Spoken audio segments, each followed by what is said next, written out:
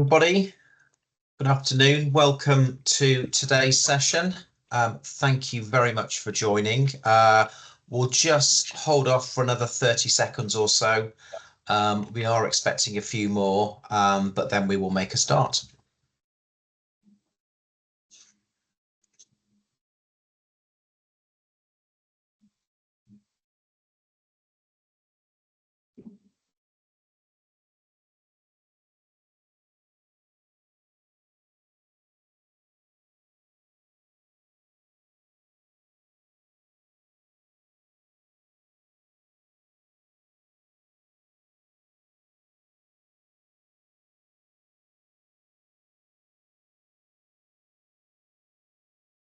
Okay, do you know what? Let's make a start. We're at 46 attendees, so 47. So let's crack on. Very warm welcome. Good afternoon. Welcome back. Welcome to this penultimate workshop in this non-financial misconduct series of sessions. I hope you had a good summer, managed some time away. I think we've had a pause for about 6 weeks or so before we start this session, and then our final session is towards the end of this month as well. So as you can see from the screen, today our focus is on governance and oversight. A quick reminder of the session, as you're very familiar with the previous sessions, led very ably by Sunita and the wider Padda team. We'll use the Menti polling again, so please have those phones at the ready. We'll do the breakouts as we've done before. As a reminder, we won't record that part of the session. The rest of the session will be recorded, and we'll send that recording as well as the slides to you over the coming days as well. Please keep yourselves on mute throughout the session if you're not talking. And again, questions, we've got time at the end as always for Q&A, but as before, please pop any questions you've got in the chat, and I'll happily sort of monitor those and then throw those out to Sunita or others towards the end. With that, very warm welcome again, and Sunita, I shall hand over to you. Thanks, Andy. I'm going to apologise before we start the session. If I do pause and come off camera, it's because I'm going to have a coughing fit. I didn't want to cancel the session, so we thought we'd still press ahead given all the work that's gone into it. So welcome on board, everyone. So this is workshop 5, the penultimate in the series of non-financial misconduct. And today we're going to be looking at tackling the control room of cultural change. So things like governance and oversight. Lots of work gets done in the organisations, but very little makes its way to the board. So here's the real question that every board member should think about. If regulators walked into your next meeting and asked for some evidence of non-financial misconduct oversight, what would you actually show them today as it stands? I know that we've had a few requests from some firms. What does a culture dashboard look like? What kind of MI should we produce in? But realistically, you know, look at your last quarter's board pack. What would it actually show? So governance isn't just about the process. It's your firm's cultural signature. And sometimes that gets diluted with all the mergers and acquisitions. So it does signal whether leadership takes culture seriously or treats it as someone else's problem. So whether your board drives cultural change or simply responds to a cultural crisis, i.e. something's gone wrong, all hands to the deck. In this session, we're going to look beyond committee structures and reporting lines. We're exploring how you actually embed non-financial misconduct so deeply into your governance DNA that neglecting it will become impossible, just like you manage the other areas of your business. We'll connect board accountability with cultural outcomes and show you how robust oversight transforms from compliance burden into a competitive advantage. You know, everybody wants to work somewhere where the culture's great. Your experiences drive these conversations, so we really would like you to engage openly. So for those of you who have been on previous workshops, we used to divvy up into 2 different rooms and have 2 different workshops. But for this one and the next one, we're just going to keep everyone in one room, hopefully to facilitate a more deeper and meaningful dialogue between everyone. So please do speak up when we get to that session. This session is recorded, and it is my job to tell you that it's been recorded. So please can you keep your microphones muted during the presentation and use the chat for questions. But when we do get to the case study, please do take yourselves off mute. And we'll be using some Mentimeter polls throughout the session. So if you can have your phones to the ready, and then you can scan the QR code. And just for your information, this slide will make its way via the trade bodies to, I think there's now a website, but I think you know where these are going to be shared. So you'll have all the slides and the recordings. So all that goes to say is that thank you for being here, and let's move forward with governance from reactive to being strategic. So let's start with the uncomfortable reality. Your governance approach is now evidence in your regulatory relationship. The FCA's position is unambiguous. So they want clear board accountability under SMCR, not committee accountability, not management accountability, but the board accountability. So here's what should really get your attention. Regulators, as you all know, your compliance, legal, risk, HR professionals, you will know that regulators can ask for board minutes, board packs, and in those packs they'll want to look at the MI. They'll look at, and from that they'll start to pick out whether you've got any cultural reporting within that, to look at whether you as a board or your board prioritizes this. And they're looking for proof that non-financial misconduct receives real attention, not just that token acknowledgement, which used to be that token acknowledgement for the compliance report that used to be presented to the board, but that's no longer the case. And so moving forward, especially with the new consultation that's out there on bullying and harassment, I can see that the regulator will start to have more of a focus on board packs, MI, what's making its way to the board, and more importantly, what kind of discussion are the board having around it. Lloyd's themselves have embedded the annual reporting, whistleblowing protections, and cultural assessments directly into their governance requirements. So at the end of the day, this isn't just guidance, it's an operational reality, and this determines your regulatory standing.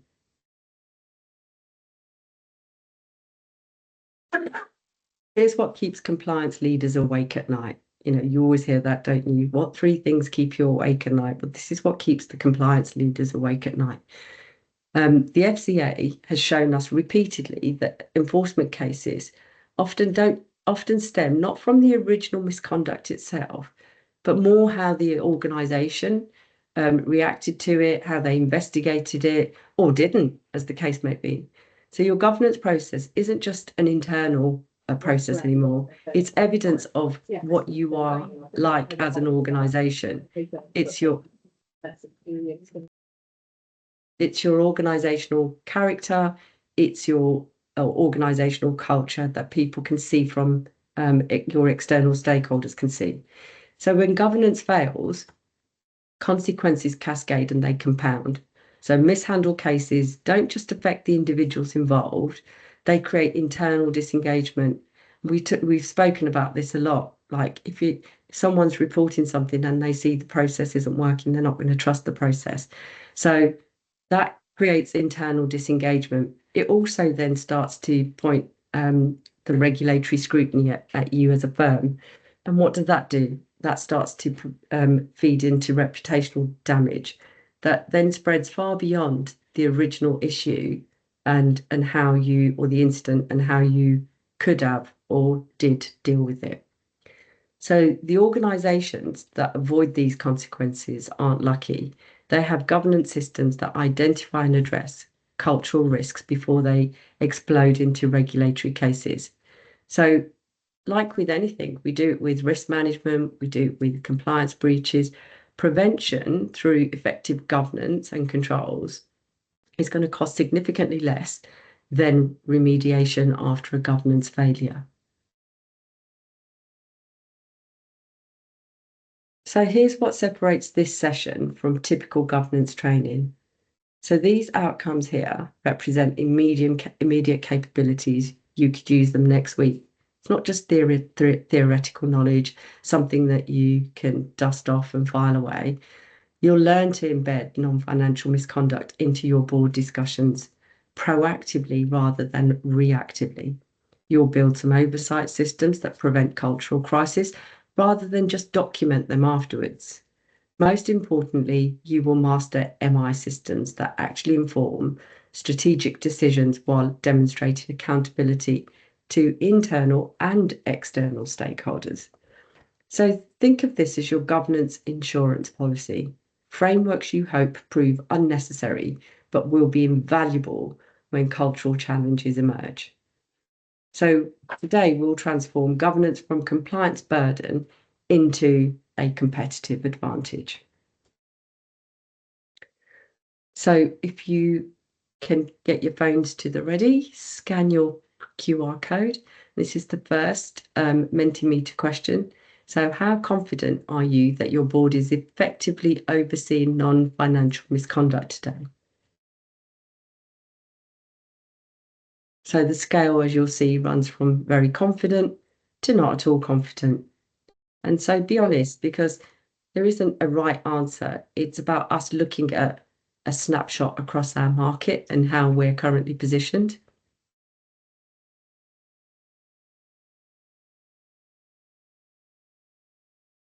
So we've got somewhat confident, quite a few neutrals, 6 not confident at all. So somewhat confident. So that's quite good. So this will help set the tone for what you might explore in terms of what more you can do. So, I mean, I'm quite pleased with that in terms of the snapshot that it's given us, that people are somewhat confident. The neutral, I mean, it's my fault. We put neutral in there, but maybe we shouldn't have done, because that is a tendency for people to kind of say, well, it's not bad and it's not good.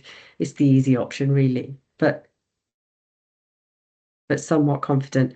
Thank you all for participating, and I'm quite pleased with that. But people do feel more confident than not very confident at all. So thank you. So moving on, integrating non-financial misconduct into agendas. So now that we've sort of set the scene and looked at the regulatory context, let's look at how do firms ensure that non-financial misconduct is consistently integrated into their board and committee agendas.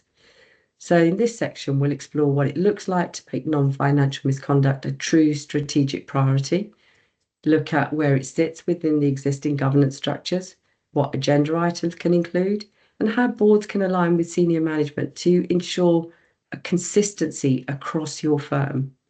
Because the goal is to move from one-off discussions to regular discussions, embedding the oversight, and move to a place where non-financial misconduct is treated with the same seriousness, as we've said before, as your financial and operational risk. That's where it should be appearing. So here's the transformation that changes everything. Shifting non-financial misconduct from crisis response to strategic priority. So when boards treat non-financial misconduct as operational detail, they abdicate the most critical cultural responsibility they possess. This is where most governance fails, because you treat it as HR administration rather than your business strategy. Standing agenda items, well, they aren't bureaucratic. They're just cultural signals that communicate organizational priorities. So if you put something on an agenda time and time again, making sure that you're forcing people to have that discussion and not to forget to have that discussion, it just shows that it's a priority for your organization. If it feeds in further down the pecking order under any other business, and it's just, periodically there's an update provided when something's gone wrong, that would indicate where you as a firm are prioritizing that. So the critical shift occurs when discussions explicitly connect, your strategy, your risk, and your culture. You start connecting it all together. So boards that apply that same rigor to non-financial misconduct oversight as they do to financial risks, they're the ones that are preventing problems rather than the ones that are constantly reacting or responding to them. So when you embed non-financial misconduct into governance properly, it does demonstrate leadership accountability, something that the regulators do respect, and more so, your employees start learning to trust.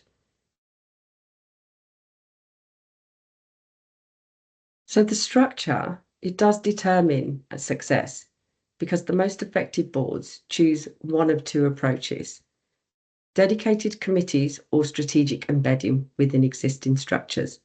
Both work, but you've got to be clear about it. So dedicated committees like a conduct and culture committee, seen a fit and proper committee. These committees provide focused expertise and they have a visible commitment. So embedding within audit, risk, or REMCOMs leverages existing governance infrastructure and ensures that it's integrated within your business processes or business decisions. But it doesn't really matter what structure you go for. Board level ownership just is non-negotiable because that drives the tone from the top. Regular reporting cycles, they will transform oversight. As I said, under any other business, it becomes a crisis response, a regular agenda item. It becomes something that you're proactively looking at. So when these agenda item elements appear consistently in board discussions, the non-financial misconduct transform that periodic crisis management into, that cultural stewardship that's been run right from the top of your business. So it's up for each business to decide where and how they discuss it. But I think the first step is trying to get it to the board on a regular basis and having that discussion on a regular basis.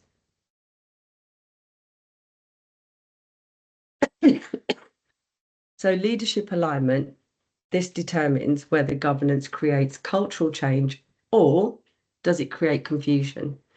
Because the most dangerous governance failure occurs when boards set expectations that exec committees ignore or they just interpret it differently. So it's probably about the 15th time I've said it, the tone at the top, that becomes meaningless without that behavioural follow-up.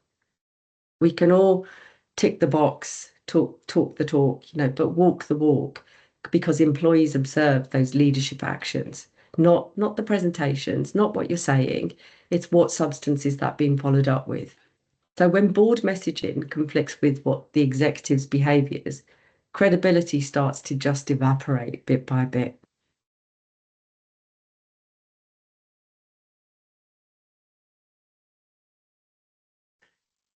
Excuse me. So just some questions here, really. Challenge questions that expose the reality. How often is non-financial misconduct discussed at board level? Is it a standing agenda item, or is it only raised after incidents occur? Is non-financial misconduct considered in strategic decision-making? Are cultural and conduct risks factored into business growth and planning? Some of you will have gone through syndicate business planning process. How many times did the word culture and conduct come up in that process? How does your board evidence oversight to the regulators? Is it, yes, we've discussed it periodically under any other business, because what does that show? Can discussions and actions be demonstrated through your minutes and follow-up? Is it worthy? Is culture, non-financial misconduct, worthy of featuring on your board minutes? So, you've got to be honest with yourselves. This will reveal whether your board drives cultural accountability or does it just document the cultural incidents. The frequency does matter because cultural risks don't stop in between board meetings. This is a constant thing, and how does that get escalated to the board? That is something for you to kind of take away and think about and challenge yourselves. It's that time again. We've got the second Mentimeter question. So you grab your phones. You should already have the QR code. If you haven't, it'll give you some time to scan it. So is non-financial misconduct currently a standing agenda item at your board or committee? So I think the options are a bit simpler here. Always, sometimes, rarely, or never. I think we did the sensible thing here. We didn't put that opt-out box in the middle there. This will help us get a snapshot of how embedded non-financial misconduct is across not just the people representing their firms in this room, but it gives us an indicator as maybe across our market. So we're kind of in the sometimes bit.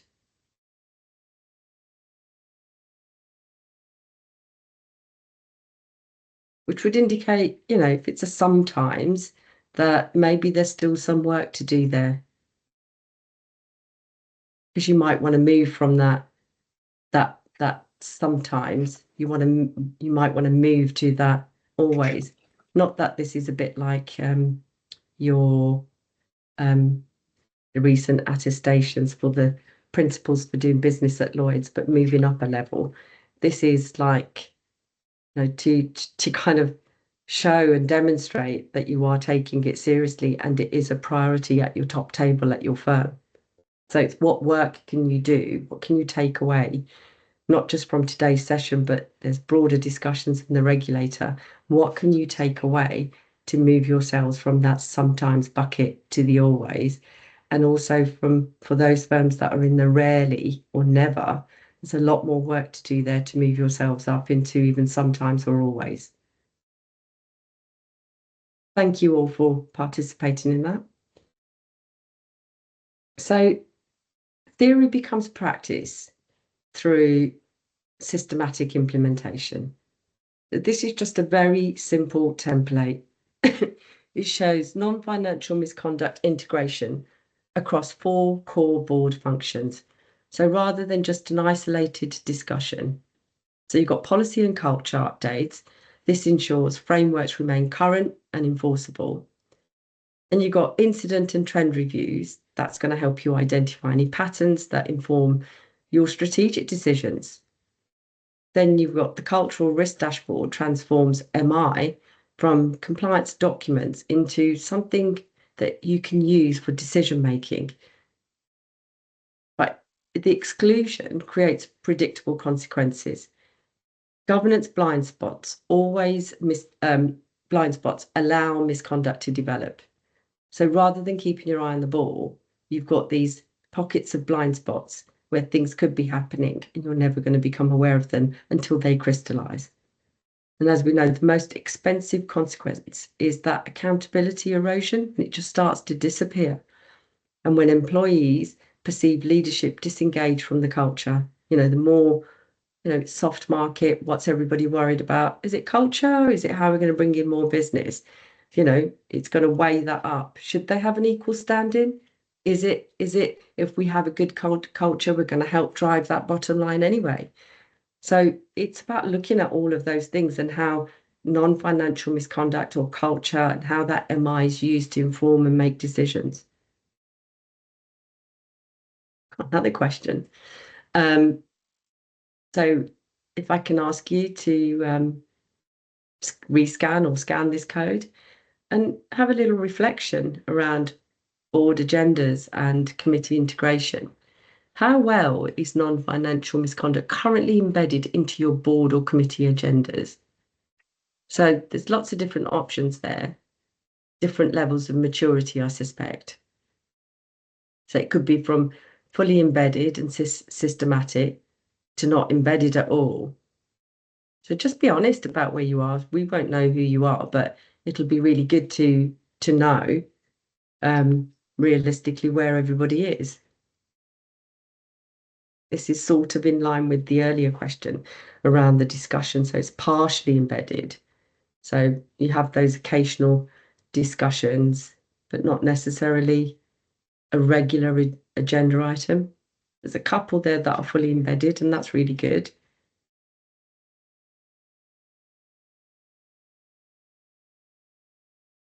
Yeah, so the majority fall into partially embedded. So there's still some work to do. I mean, it's great that it's discussed occasionally, but that bit where it's discussed occasionally, is that because there's a particular issue that's occurred and that's what requires some board attention, or is it partially embedded and because people are proactively asking questions and it's on the agenda. So that'll be the interesting thing if you want to dig a bit deeper. So in the next section, we're going to have a look at oversight and review mechanisms. So just some practical ways to make sure non-financial misconduct doesn't just appear on the agenda, but it's actually monitored, reviewed, and more importantly, acted on consistently. So once again, thank you for responding to this question. So in this section, we look at how to embed non-financial misconduct into board and committee agendas. So we're shifting now the focus to oversight and review. These are the mechanisms that we all know that ensure our governance isn't just a discussion point, but it's consistent and it's accountable.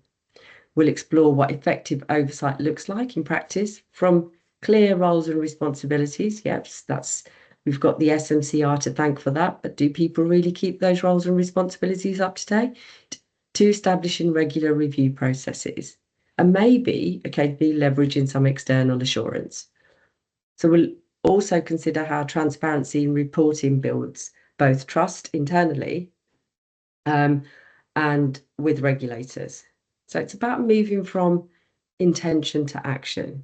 So not just talking about non-financial misconduct, but what actions do you take? How do you oversee, and how do you see improvement in your outcomes? So governance discussions without accountability mechanisms create the illusion of oversight while delivering nothing of substance.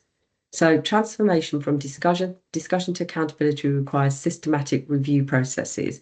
So this is what converts our board attention into some kind of organizational action. So oversight systems, they work because they create accountability. They create accountability between governance decisions and the cultural outcomes. And we see the regulators moving in this direction. Everything is about the outcomes. It's not how you get to a place. It's what does it look like? Is it doing the right things?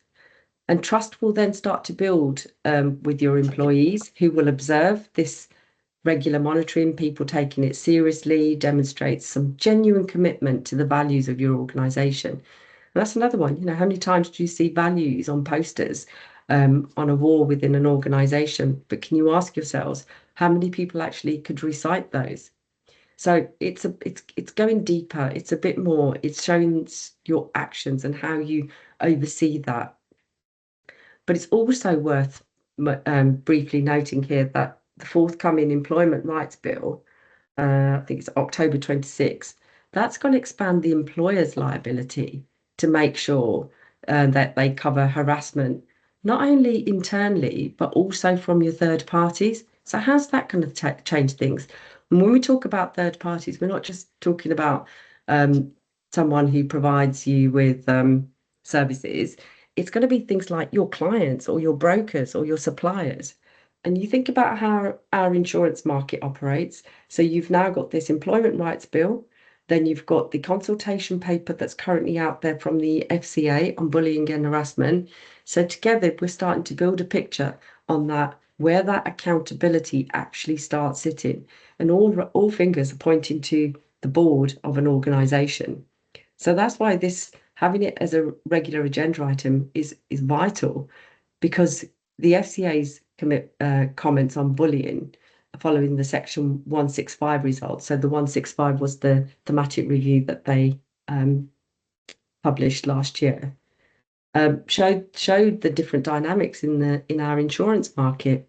So for firms, this means governance around culture needs to consider how staff are supported in relation to third-party behaviours, brokers, underwriters, brokers.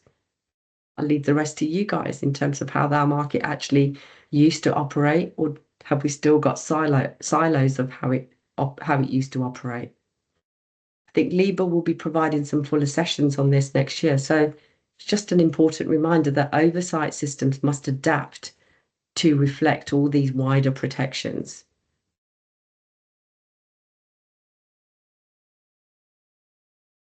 So effective oversight, that requires clear role definition, not just across individuals' roles, but across the governance layers. So who is responsible for what?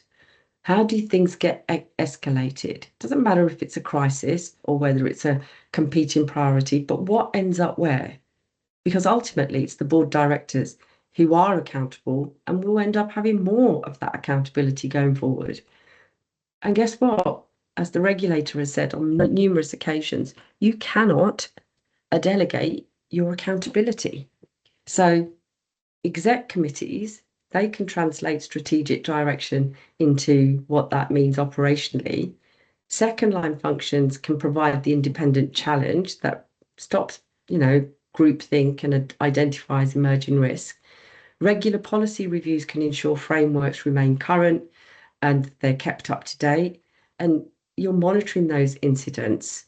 You're transforming, you're looking at individual cases, you're looking at different patterns, you're doing those cultural assessments, you're looking at those early warning signs.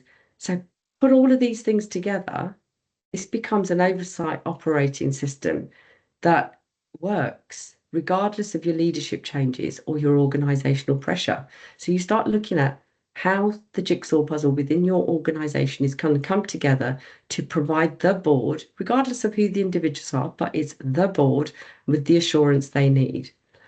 And periodically, external assurance also provides that independent validation. So that strengthens both regulatory credibility and internal confidence. And especially when you've got new board members coming on board or new INEDs, maybe that's something that a new chair might want just to start setting the benchmark of things that need to be done in that space. So making information actionable. So this becomes actionable through systematic presentation that enables decision making rather than informed information consumption. So regular board packs with consistent content on non-financial misconduct shows it as a priority. You show your top tier risks. It doesn't matter if a risk, you don't just go and say, oh, risk has crystallized and we've gone back and fixed it. You show emerging trends. You show how things could potentially change, how things could potentially crystallize. But we put in some controls to prevent that crystallizing.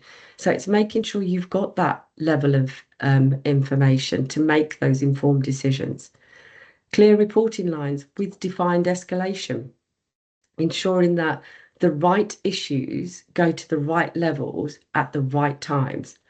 Having dashboards that enables directors or NEDs to look at it and take action rather than just passive receipt of information. So use this, take some of this information and use it to do kind of a dip test, a health check, assess your current oversight capability. Not asking you to start changing it, but it would be good to kind of do a high level check to present it to someone to let them know where the exposure is.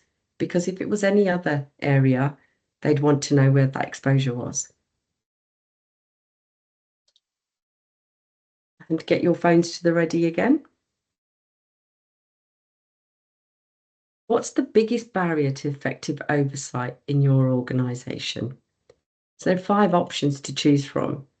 You've got limited resourcing, lack of clarity on roles and responsibilities, weak board engagement, poor quality of MI, or it might be something else that you're experiencing.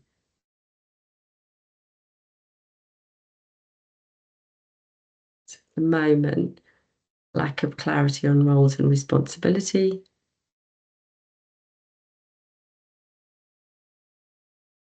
Eight.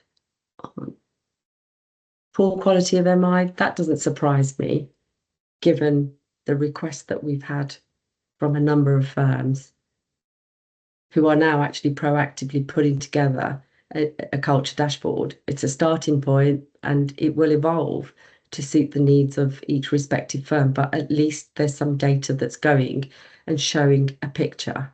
So I'm not surprised on that at all.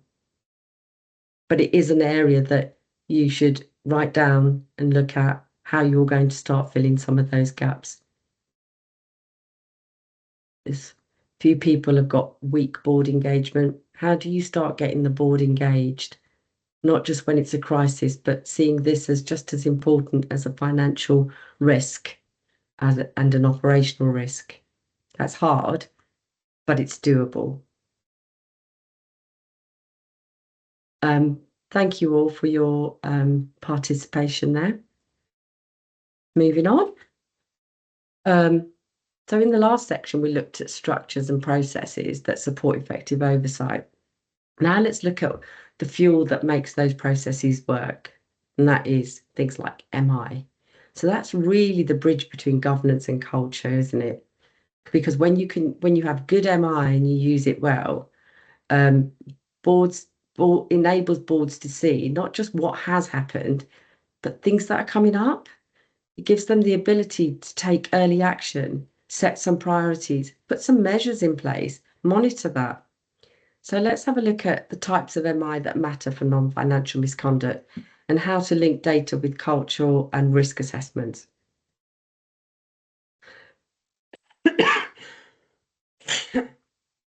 So MI transforms from a compliance burden into a competitive advantage.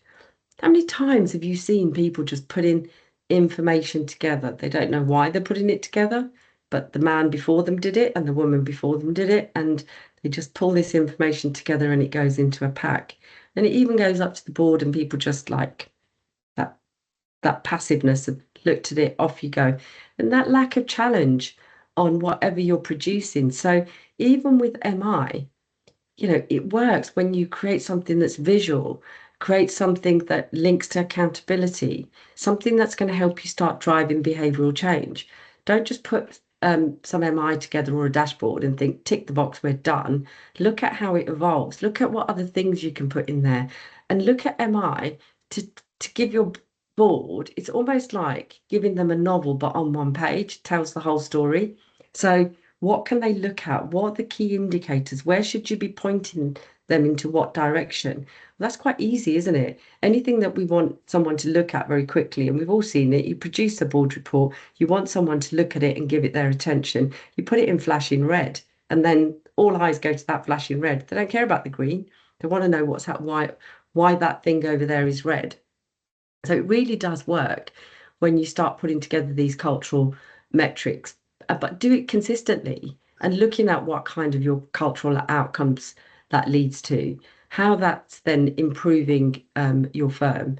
So it's looking at taking some early actions rather than, waiting for an intervention at the end. And you're looking at how regulators are sharpening their focus on how firms use data. Like their Section 165 on bullying and the Employment Rights Bill that's been extended to third-party harassment. This is highlighting that data isn't just for internal reporting. You might also need this evidence for how firms will protect staff across all types of interactions.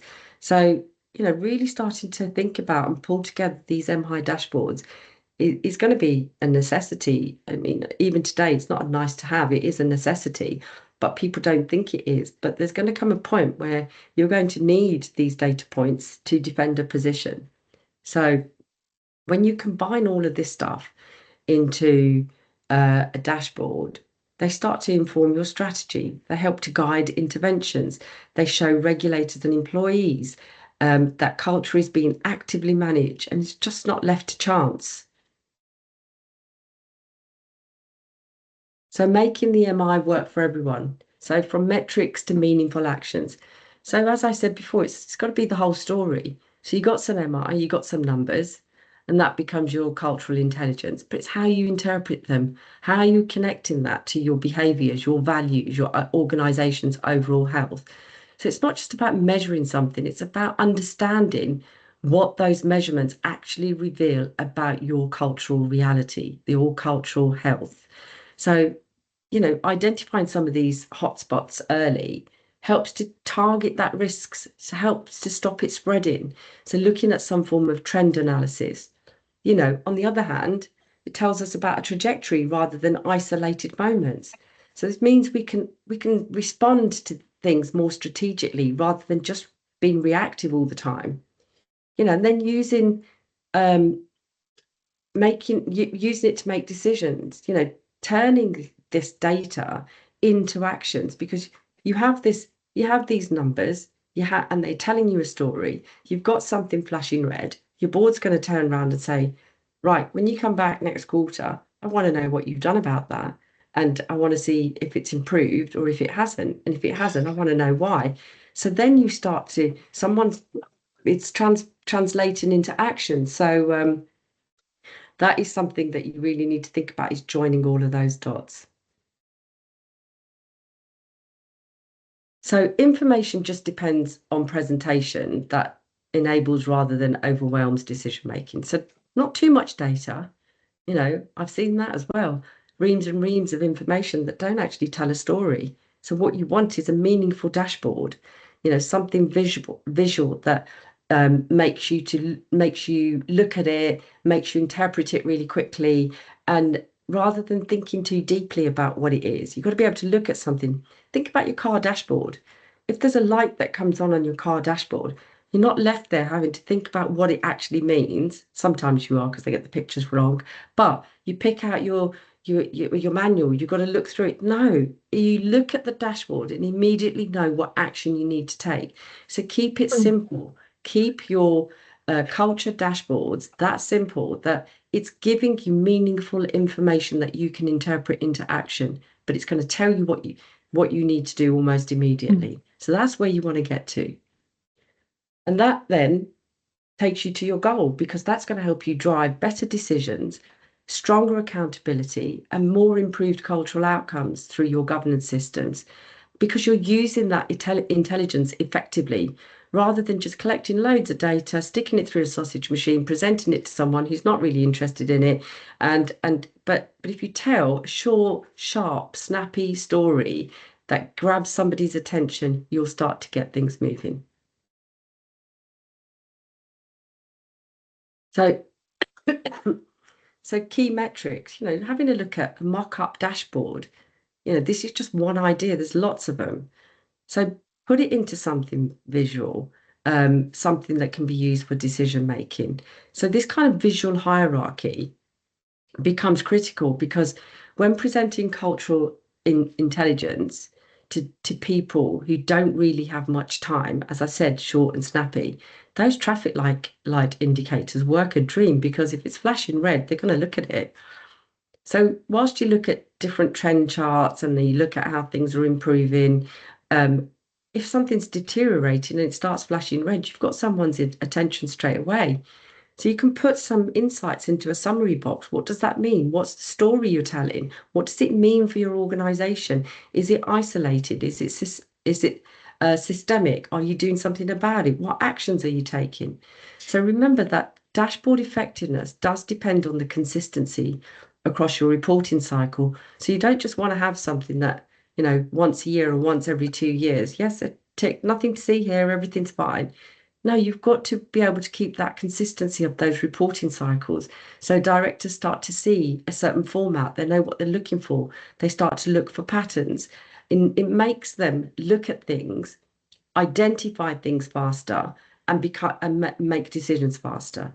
So this is where consistency transforms MI from just this overload of burdensome MI into something that's decision making, and something that is positive, and something that starts to build trust within your organizations. So from a regulatory perspective, MI has moved from beyond compliance documents to evidence of genuine oversight that drives organizational decisions. So the FCA focus on board demonstration means MI must show real engagement rather than that token acknowledgement that we've just talked about. So the real distinction is between something that's going to be used to make decisions, decision useful MI. This is what helps the board take action, and compliance MI that documents board receive.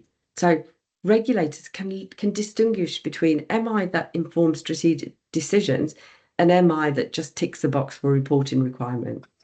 So more scrutiny means MI systems need to demonstrate genuine cultural oversight that produces something measurable and that organization can use to improve themselves. And now it's your turn again. So if you grab your phones,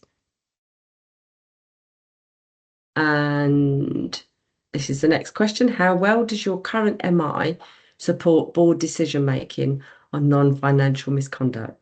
So you've got from very well, where your MI is clear, it's actionable and decision focused, through not at all, where maybe relevant MI is missing. Think about where your firm currently sits on this.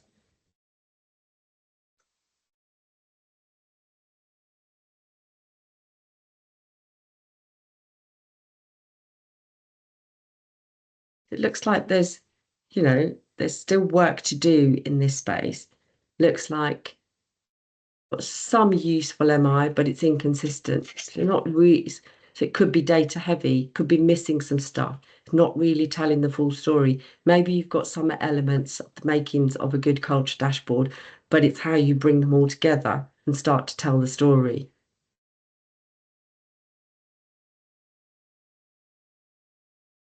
Yeah, so that's interesting because there doesn't seem to be anybody in the room. That's not obviously a reflection of our market, but MI in this space that's really clear, that's actionable and is decision focused. So I think what most of you are saying, you've got work to do in this space. Right then, so now we have a case study. As I said, in the past we've split into two groups, but we're not. We're all going to stay in the same room. So we're going to have a look at this case study that illustrates predictable failure patterns that reveal ineffective approaches. So let's have a look at this, learning from failure. So this case, I'll give you a couple of minutes to read it. Please feel free to take a picture of it, because when we move on and we're having a discussion, you might want to refresh your memory, but I can always go back as well. So this case illustrates predictable failure patterns when boards delegate non-financial misconduct without maintaining any oversight. Doesn't belong to them. So they're treating non-financial misconduct as it's those people over there, those HR people, issue, they do the governance stuff, they do everything. So these blind spots then have allowed cultural risk to develop invisibly because you can't see them. So siloed incident handling produces inconsistent responses. They undermine the confidence in the organisational fairness. And then there's lack of MI means directors make decisions based on assumptions rather than something evidential. Then you've got the culture warning signs, employee surveys. How many times have you seen that? Employee surveys showed low speak up confidence, but findings were not shared with leadership. So, we won't share any bad news. Regulatory blind spots. The board minutes had no evidence of any of this being escalated or even discussed. And the pattern repeats across the organisation. So it just means that it's more of a governance, this pattern that repeats itself across organisations that treat governance as more administrative rather than a strategic responsibility. So you can see how things can go wrong very, very quickly. And once they start to spiral out of control, it becomes a systemic issue. So what we can see is that the consequences, so the governance failures created cascading consequences that compounded over time, resulted in regulatory penalties and some remediation. We're seeing the regulator issue lots and lots of ERECs right now. In the past, everyone would be thinking Section 166, but there's such an increase in VRECs now as well. You've got employee dissatisfaction manifest through declining trust. We've discussed that throughout our workshops. That trust from your employees becomes a big issue. Becomes a big issue because you have increased turnover and increasing number of grievances. Then you've got the culture metrics. What did they reveal on the organisational health? Said it was deteriorating and it predicted future risks, but the story wasn't being told. And because of that, It's resulted in, an operational distraction, redirecting leadership's attention from that strategic growth, going straight into crisis management, which is going to take up more time rather than dealing with things on a regular basis. So if you take a picture of this slide as well, and if you take yourselves off mute, and please help me in participating in this. So what early warning signs of governance failure might have been visible in this case study? What could they have done? Because it didn't come out of nowhere. There were lots of things that they weren't doing, but what could they have done that could have been better?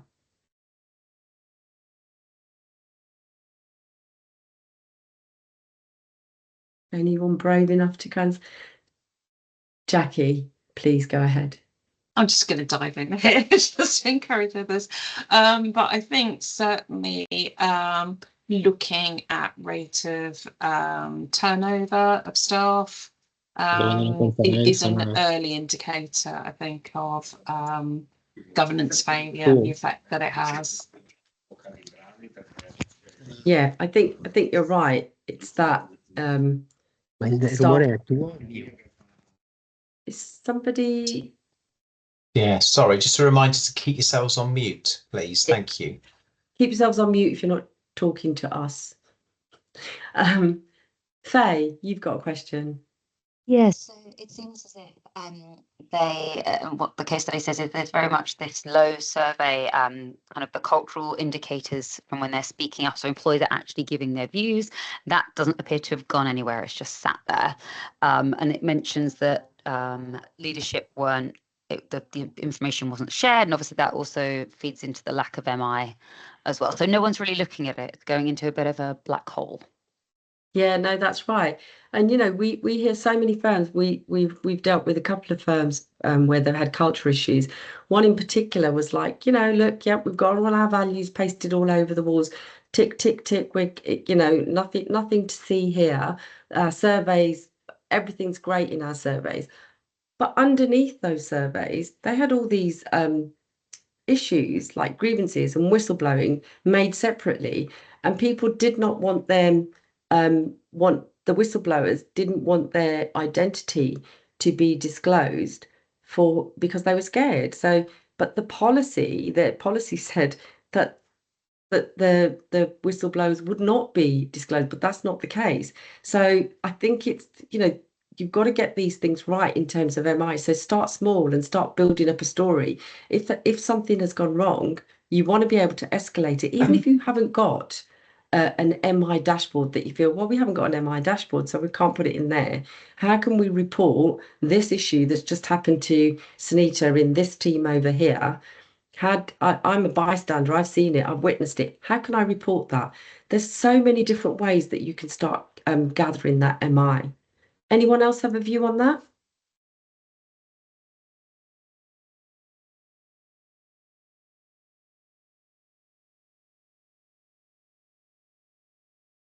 Well, what about, the oversight of that, the leadership, the board? What do you think? Could they have asked some different questions? In our earlier sessions, we've also talked about boards being more proactive rather than reactive. Joanna, you had your hand up. Yeah, I think in this case it's very clear it just wasn't talked about. And I think the communication, so there was no outlet for that discussion. It didn't look like it was an agenda item. There was no MI being put forward to be discussed, although there was some MI. No, it wasn't part of any standing agenda item. So there just was no outlet for people to talk about it and therefore address some of those concerns. I think you're right. But if we look at that, and if we're all really honest with ourselves, is it the same in our firms, or do we have a mechanism whereby we can put that MI through? And if something was going wrong, and if you did see something that wasn't how it should be, but you didn't want to use the whistleblown line, would you know how to report it? Would you know that you wanted that to be recorded as an issue? Does that MI make its way to your boards? Do they have something similar that if something like this was to happen in their organisation or your organisation, that actually you've got some information, they'd be able to piece something together. It's not perfect because we know that, because that's what people have told us today, but we would be able to piece something together that would tell us 60-70% of the story. We know we've got to improve it, but we'd be able to pick up on stuff that's this severe. I'm not asking anyone to kind of tell me if that's the case in their organisations, because I think that's a little bit unfair, but I'm just asking you to reflect. Jade, you've got your hand up. I think it comes back to the first point that this is only a HR issue. So it's being contained within HR, it's not being escalated up, and therefore the failings that are there because they're not involving and including HR, and HR don't know what to do with that information if they haven't been, asked for that data. So I think that's where it stems from, and encouraging HR, which New Line have actively done, which has made a difference. So yeah, I think that's one thing that could be improved greatly. That's really good. I think that's really, really good. Is there anyone on here that's prepared to share some good practice, some of the good things that they've been put into place in their organisation that are working and the boards are kind of taking on board and listening? Anyone prepared to share something that they're doing? I know that a few people have had 30-minute sessions with me, and I've met with them, and I've heard people tell me more or less, oh, actually, we don't need any help. Just wanted to tell you all the good stuff we're doing. Jackie, you've got your hand up. Is that a previous hand? Is that an old hand or a new hand? It was really just commentating on how the boards do move the dial on this, and I think what you said about trust is the key question. There's going to be lots of people on boards and still working at firms in the market who have been working for as long as I have, sort of 40 years plus, and they remember what it was like in the 90s and what have you, and are thinking to themselves, well, this is only happening because there is this new regulation coming in, or the legislation. It's just, they're saying the right thing, so they're talking the talk, but are they really walking the walk? So I think this, to have the management information is really good and useful, but it's how does the board and the senior managers show their commitment, and how do they demonstrate it beyond figures, if you see what I mean? Yeah, I think you're right. It's about how you start taking those numbers and start writing the story. So it's like, this has gone up from 5 to 10. This is what it means, and this is what could potentially happen. And this is actually what you should consider. So it's kind of presenting it in a way that allows somebody to make some decisions. But it's also now with the kind of the new employment rights bill coming on board, and with the regulators focused on bullying, there's going to be more and more of an onus or a liability on firms to provide that data, especially when it comes to third-party harassment. One of your brokers or underwriters, and you've got, your biggest, if you're an underwriter, one of your underwriters gone out with a broker and something's happened, and then that broker's gone and complained to their teams, and then the broker's firm has got in touch with the underwriting firm. What information are you going to be able to pull together to put yourself in a defense position? So it's just looking at all of these things and seeing how the landscape is evolving. Jade, you've got your hand up. Is that an old hand or a new hand? I think it was just to share anything that we currently do. So we're not perfect in any way, but culture is an item on our agenda at the board, and they ask HR to come in and present on that. We definitely could do better in our MI data, but we do produce some element of MI, and also we have a culture dashboard. But there's always improvements to be made, and I think bringing a story to it is always key. So yeah, so that's some of the things we do. We also bring it into the executive management meeting, and we also do it at the talk about culture at our town halls as well, and kind of, you mentioned about the posters on the walls of the values. It's something that we all know our values at New Line, or if you're part of the Fairfax, we're so committed to them, and they're often dropped into conversation about the expectations of the business. So yeah, I think if you believe in those, you're really at a good starting point. Now, that's really good to hear, and it's good to hear that you're producing that MI and that decisions are being made. And just one question, if I may, and you don't have to answer it, but given that you put so much work and there's the culture dashboard and the MI and there's the employees can see that the senior leadership and your boards and your governance are all taking this seriously, have you seen an increase in like people reporting or notifying any issues like whistleblower reports or even in informal? Have you seen an increase in that? We have, yeah. You have. So there you go. Yeah. So it starts to build the trust in the system. So where we go into organizations and people say, oh, we don't have any whistleblowing reports. Well, that's not really the case. It's people are scared to use the channels. But the fact that you've kind of made a governance process that's visible to all staff, that's lived and breathed, that's starting to be embedded in the business. And the way that you can tell it's embedded is more people feel comfortable and trust the system. So that's really good to hear that. I like that. Thank you for sharing that. Yeah, because it was one of the things that you mentioned in one of your other sessions about, people speaking up, and you're finding that you are having like a few more grievances or disciplinaries, or and that's like actually that's really true, that people are becoming more comfortable speaking up, so that it is a positive and negative at the same time, if that makes sense. So yeah. No, but it allows you to do something before things have got really, really bad. So I think it's the right thing. It is the right way to go. That's a really good to hear that it's making a difference. Thank you for sharing, Jade. Joanna? I was just going to add one other good thing. I have only recently just joined where I am. I've only been there a couple of weeks. One of the things I've seen, so I don't know the ins and outs of it in any true detail, but the board have clear cultural and diversity objectives with financial outcomes. And I've not seen that in some previous organisations. So they are financially motivated to embrace the cultural policies and procedures that are starting to be put in place. So how that works in practice, whether it is working, obviously, like I said, I'm very new, so I haven't seen it yet. But the fact that they are there and they're open about it and they're talking about it has been definitely something I see as a positive. Yeah, no, you're absolutely right. They always say if you want anyone to take notice, hit them where it's going to hurt them most, in their pockets. So that clearly is something that your firm have decided to take on board. I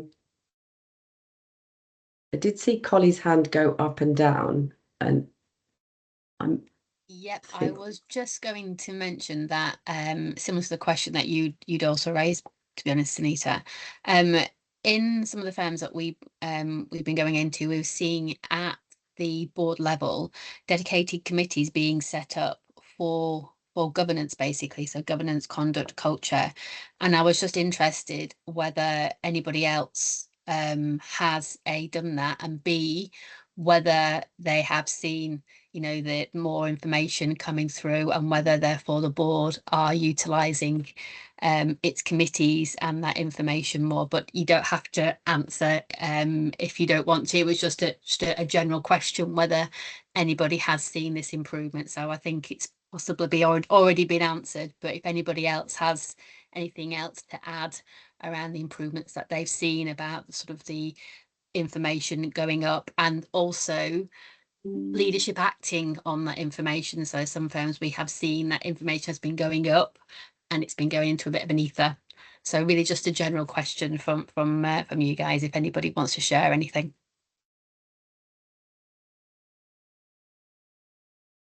be brave. No, nobody wants to share. There's no right or wrong. We've just seen an increase in people setting up culture and conduct committees or fit and proper committees. I can add that we have established a governance and compliance committee earlier this year, but I think we're still finding our feet with our agenda. So I think this kind of culture stuff is something I plan to advocate for once this workshop's concluded, to be honest, and once we've done our kind of gap analysis against best practices and regulatory expectations. And then I foresee that being a recommendation that we add this into that committee on a regular basis. I think it's right. I think there's all sorts of things that you can add to that agenda. You know, you can start with like the people who are accountable and responsible. So you've got your SMCR, you've got your certified persons, you've got all other employees. Just a reminder to all other employees that just because you don't have the acronym SMF or certified person, it still means that you can, the FCA can take enforcement action against you under the conduct rules. So it's having those 3 tiers in the first instance, and then after that, then you can start building up like any grievances or whistleblowing or how you're connecting it to objectives. I mean, the list can go on and on and on, but it's what story do you want to tell? Yeah, and we've still got a bit of a challenge getting the business on board with that. This is a regulatory matter now, and there's a wealth of information which explains that, including your own workshops and just everything I've seen, but it is still not being taken in on some level by some senior people because they're kind of resisting the idea, and it's like, oh, these are just about employee grievances and stuff. And I think once we've broken that barrier down, the conversation is going to get a lot easier. I'm still struggling with that messaging, despite having lots of great kind of sources and arguments, including from you guys. It's still not getting in. Well, one way to do it, and I'll be very brief on this, is like take the culture box, and then you've got all your SMFs here. Take the squiggly line and see which SMF it's going to lead you to, because that has got to be your advocate. And once you've found that SMF, you've got to make sure that it's in that person's statement of responsibilities. You then have a conversation with that SMF to explain to them what it means to be accountable for this and why that you producing this information around culture is to help that individual discharge their regulatory responsibilities and creating an evidence-based approach of taking reasonable steps. So in the event there was a culture explosion over there, you would take this dashboard out that's been going to this committee or board that you've chaired for the last 12 months and say, but there's no way I could have known about that because actually I've been doing all of this work in this space. So that's the way to deal with that one, I think. Okay, thank you. You're welcome. Has anyone got anything else on this before we go into the last, go into the landing pages? Right, I promise to be quick. Thank you everyone for all your participation. And if anyone does have any questions, please do put them into the chat, or we can take some at the end, or you can email them, or you can take advantage of the 30-minute session, and we'll kind of put that into the diaries. So leave it to you. So to close today's workshop, just focusing on the best practices and next steps. So this distills some of the key lessons and how you put those into actions, and looking at some practical tools from governance checklists, MI dashboards, how you can take steps for embedding cultural oversight into board cycles. So the emphasis here is on application, right? So it's how you apply it.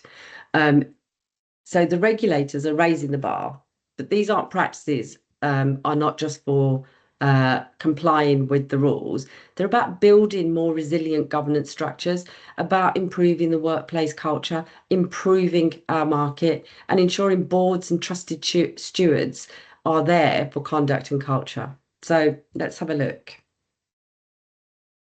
So implementation transforms learning into, as I've said before, organisational capability. It's about that consistent application of the governance principles. So you get some excellence starting to emerge through that comprehensive implementation, rather than just being, providing selective attention to just a few pockets of it. So you've got to tell the whole story. Don't rip a couple of pages out and just show somebody that. So governance excellence, what does it require? Well, it requires systematic implementation across these 5 core areas. So you need dedicated oversight that ensures clear accountability. This stops any gaps and conflicts. Regular board engagement that demonstrates consistency, priority through that systematic attention rather than crisis response. So these kind of actions then convert the workshop insights into some organizational capabilities. They help to start drive sustainable cultural change and give you that governance excellence. So implementation requires specific actions that translate principles into organizational practice. So when you get these slides, have a look at this. Have a look at those 5 core areas at the top there. Look at what you can do against all those 5 areas and how you can start shifting that bar and making a difference within your respective organisations. So your cultural transformation journey. So sustaining excellence, that requires some review cycles that make sure that it's still your governance is working and it's working effectively and it's working consistently. So how do you do that? You have some quarterly MI. We've talked about consistency of information. This makes sure that you keep that attention on that cultural indicators. So it's not something that's going to come once a year and say, that's all green, nothing to see here, but you've got a whole heap of problems sitting in the back. What you want to be able to say is each quarter, you need to provide that information on a regular basis. People get to see it. People become familiar with it. They start to spot the trends. They start to ask questions. You start to change behaviour. So this cultural transformation will require like that attention on those foundational elements, things that support that sustainable change. So whistleblowing protections, that creates psychological safety.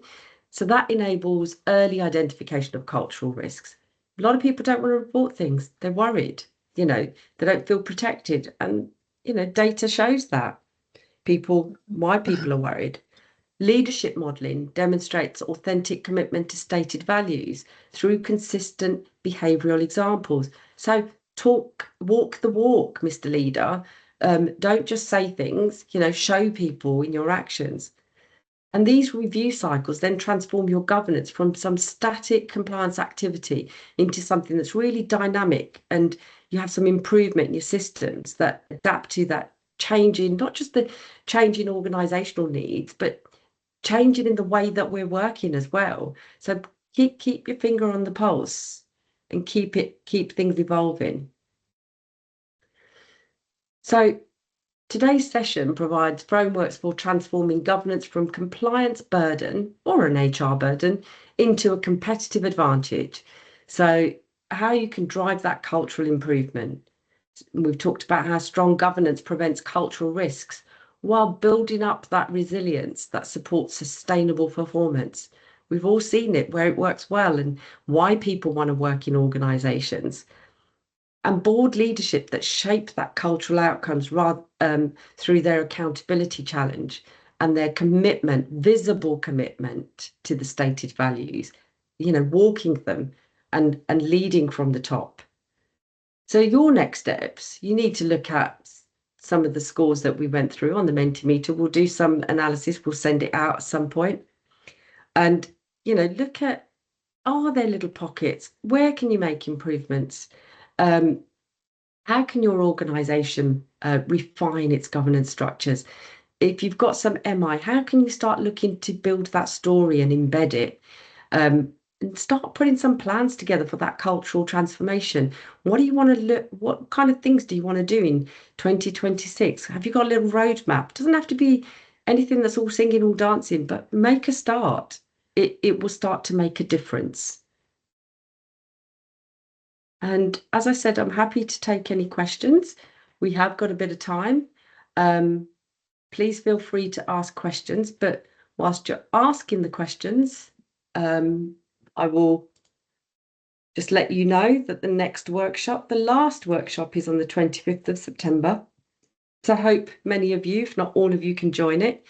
And then this is your support network out there. you can contact any one of those people, the LMA, John, Liba, Jackie, in the IUA, Nafisa, and at Padda Consulting, myself, or anyone from my team.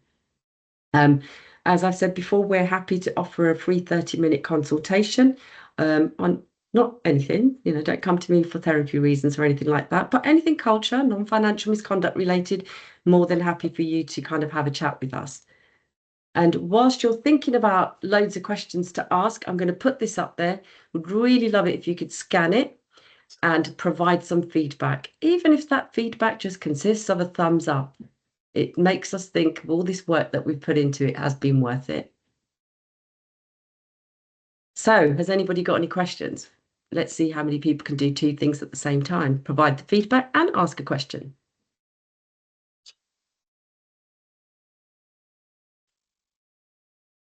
No more questions. Well, I'll just let you know I've locked you in the room until you do the feedback. No, I'm joking. But please feel free to provide some feedback if you can, and look forward to seeing some or all of you on the next session. In the meantime, have a great week and see you soon. Thank you. Thank Thanks, you.